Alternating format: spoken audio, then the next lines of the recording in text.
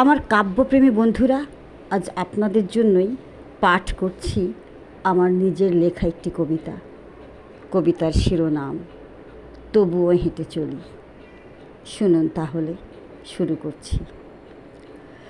সময়ের কঠিন ব্যস্ততায় কোনো এক জ্যৈষ্ঠের তপ্ত দুপুরে মনের মুকুরে তামারং আকাশের দয়ার দাক্ষিণ্য হয়ে নেমে আসে বৃষ্টি।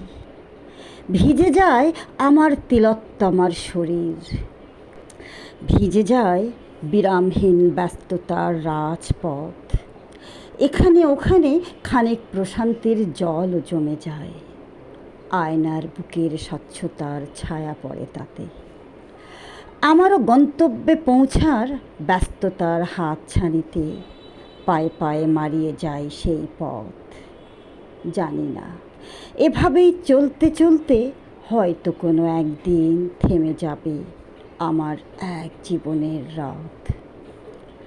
তবুও হেঁটে চলি ক্লান্তিহীন, তবুও কথা বলি, তবুও স্বপ্ন দেখি একটা সময় সবটা সিঁড়ি ডিঙিয়ে আকাশ ভরা নক্ষত্রের দেশে পৌঁছার।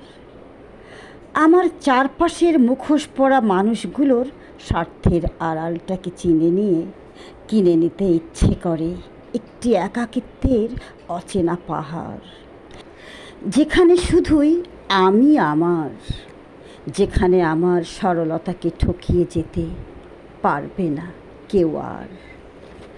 একটা জ্যৈষ্ঠের তপ্ত দুপুরের বৃষ্টির কাছে আজ শুধু এটাই অঙ্গীকার আমার, আজ শুধু এটাই অঙ্গীকার আমার, শুধুই অঙ্গীকার আমার।